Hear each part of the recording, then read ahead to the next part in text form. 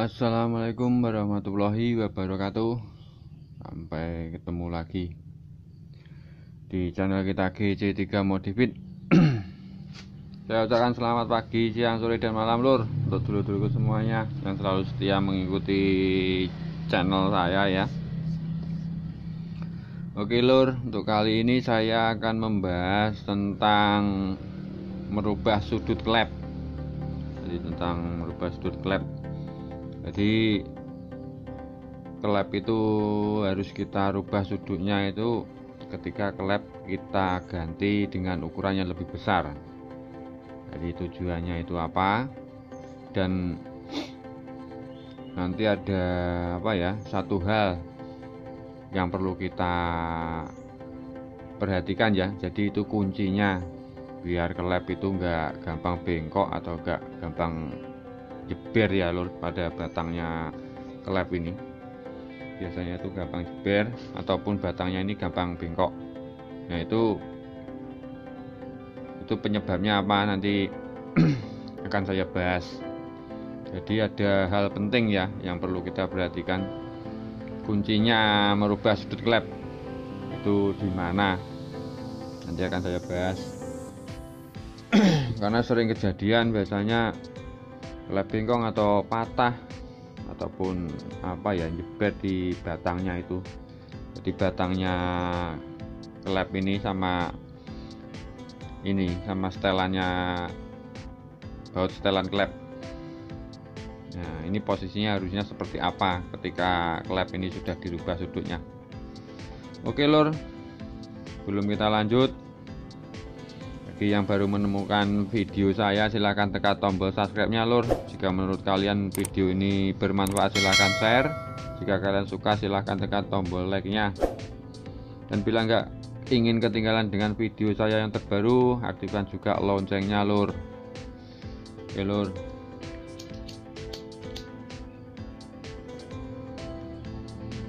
Nah, merubah sudut klep. Nah ini saya gambarkan dulu ya. Jadi biar enak nanti memahaminya, itu lebih gampang kalau kita simulasikan pakai gambar. Saya gambarkan sebuah klep. Sebuah klep ini. Klep kan posisinya seperti ini. Ini daunnya klep. Nah ibaratnya seperti ini ya. Nah ya. Kemudian di sini kan noken as posisinya. Kemudian sini ada temlar. Nah ini baut setelan klepnya ya. Ini porosnya temlar. Ini baut setelan klep. Nah ketika ini klep ini kita ganti dengan yang ukurannya lebih besar, maka kita harus merubah sudutnya ini. Karena apa? Kalau ini semakin besar ini kan semakin mepet. Nah di sini nah, kalau nggak kita rubah sudutnya ini bisa natap nanti, kan bisa gabrok. Maka kita harus merubah sudutnya seperti ini, misalkan seperti ini. Nah klepnya ada di sini. Jadi gini ya klepnya. Jadi jaraknya antara klep in dan out itu biar lebih jauh, biar nggak gabrok ya, biar nggak bertemu. Nah di sini ketika sudah berubah sudutnya seperti ini, yang standarnya warna biru ini, kemudian kita rubah menjadi yang merah ini. Jadi ada perubahan sudut di sini.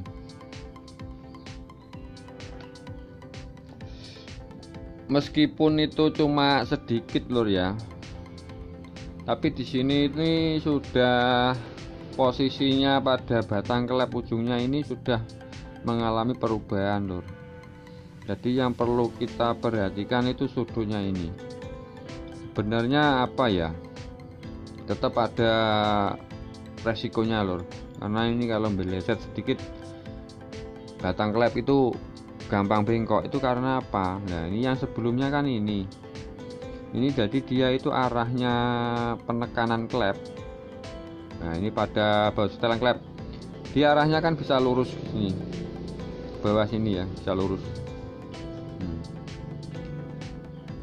Bisa sejajar lah. Nah, bisa sejajar. Kemudian ketika kita ganti sudutnya seperti ini, maka dia enggak sejajar lagi. Kan arahnya setelan klep ini kan tetap ke sini. Mengikuti sudut klep yang sebelumnya. Nah, jadi arahnya akan ke sini, tidak akan bisa sejajar dengan sudut klep ini. Nah, sudut klep yang baru ya maksudnya. Sudut klep yang baru kan segini. Jadi arahnya itu akan ke sini. Jadi dia akan, ketika ini ditekan, menekan klep, maka posisi baut setelan klep ini akan semakin ke sini. Keluar ke sini ya, keluar sini. Nah, gitu. Itu yang perlu kita perhatikan. Jadi bagaimanapun itu tetap ada pengaruhnya lur ya, karena di sini sudah nggak sejajar lagi pergerakan antara Templar dengan klep ini, sudah nggak sejajar ya, nggak bisa lurus karena sudutnya sudah kita rubah. Jadi ada bengkoknya sini, arahnya ke sini tapi klepnya ada ke sini. Jadi ketika ditekan dia akan semakin menepi ke sini, nggak bisa tetap di tengah. Nah itu efeknya ya pasti nggak baik.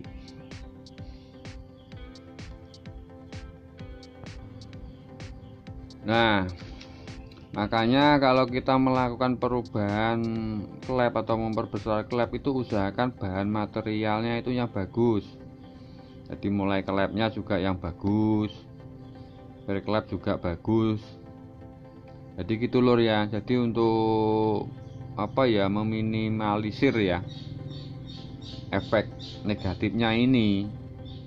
Jadi kan karena ini sudah nggak sejajar lagi ya, jadi biar bagaimanapun itu tetap, sebenarnya kalau kita berbicara masalah kinerjanya ini, yang bagus ya tetap yang masih standarnya, karena ini sudutnya sudah disesuaikan dengan standarnya ya. Jadi posisinya Templar itu, pelatuknya itu bisa sejajar saat menekan klep. Tapi kalau kita modif diperlebar seperti ini, maka udah nggak sejajar lagi ini penekanannya. Nah, makanya kita butuhkan, kalau bisa usahakan material dari spare partnya ini yang bagus, klepnya yang bagus. Nah, tapi untuk apa ya, mengurangi resiko-resiko untuk klep bengkong ataupun yang patah ataupun yang jebol itu tetap bisa loh. Jadi ini untuk mengurangi efek negatifnya ya. Kan posisinya klep itu kalau standar kan misalkan gini ya, ini bisa, nah ujungnya ini bisa tempuk ini ya, bisa lurus. Nah ketika kita geser kan jadinya gini loh. Nah jadi penekanannya itu kan jadi gini. Nah, arahnya semakin ke sini nanti kalau kita tekan itu. Kalau sebelumnya kan gini, lurus, bisa lurus. Tapi kalau kita geser gini kan jadi gini. Dia lebih resiko lepas gini. Maka triknya gini lur. Usahakan ini ya.